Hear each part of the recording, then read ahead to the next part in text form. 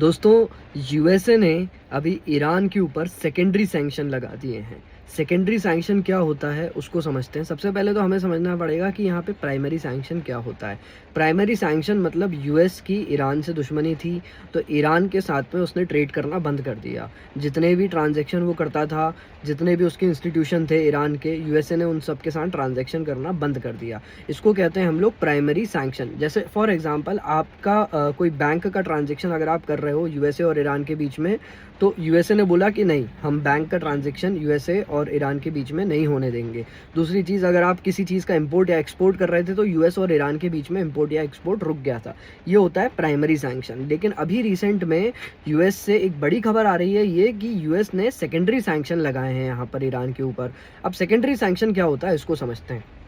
देखिए, यूएसए कह रहा है कि अगर आप ईरान के साथ ट्रेड करते हो, ये बात यूएसए दूसरी कंट्रीज से कह रहा है, अगर कोई भी कंट्री ईरान के साथ किसी भी तरीके का रिलेशन रखती है तो उसके ऊपर भी हम लोग एक्शन लेंगे, उसके ऊपर भी हम लोग सैंक्शन लगाएंगे। ये होता है सेकेंडरी सैंक्शन। अब इसका एग्जाम्पल के रूप में इसको समझते हैं। देखिए, सबसे पहले तो आपको समझना पड़ेगा कि इंडिया की बहुत सी ऐसी कंपनियां हैं जो कि ऑयल के लिए ईरान के ऊपर डिपेंडेंट है। लेकिन यूएसए कह रहा है कि नहीं, अगर इंडिया की कोई कंपनी यूएसए के ईरान के ऊपर ऑयल के लिए डिपेंडेंट है तो हम उसके ऊपर भी एक्शन लेंगे, उसके ऊपर भी सैंक्शन लगाएंगे। यहाँ पर समझने वाली बात यह है कि बहुत बड़ी बात हो जाती है इंटरनेशनल रिलेशन के टर्म्स में।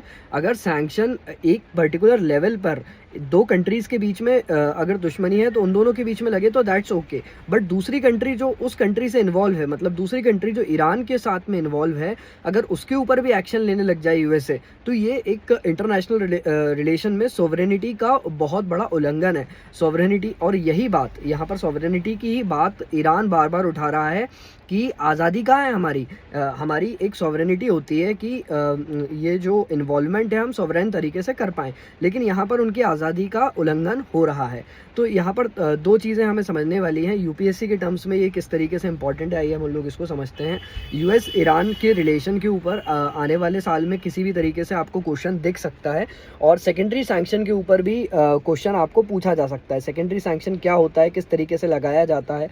अब दूसरी चीज़ यहाँ पर मेजर समझने वाली ये है कि ईरान जो है वो बार बार एक्शन ले रहा है किसके ऊपर, गल्फ़ कंट्री के ऊपर। अब गल्फ़ कंट्री के ऊपर किस तरीके से एक्शन ले रहा है ईरान, उसको समझते हैं।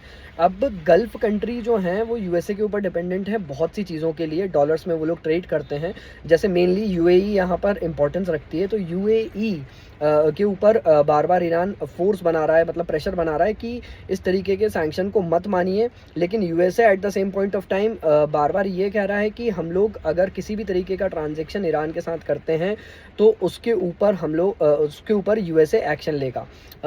इंडिया की भी 4 ऐसी कंपनियां हैं जिसके ऊपर एक्शन लिया गया है, जो कि यूएसए, जो कि ईरान से ऑयल को इंपोर्ट करती थी।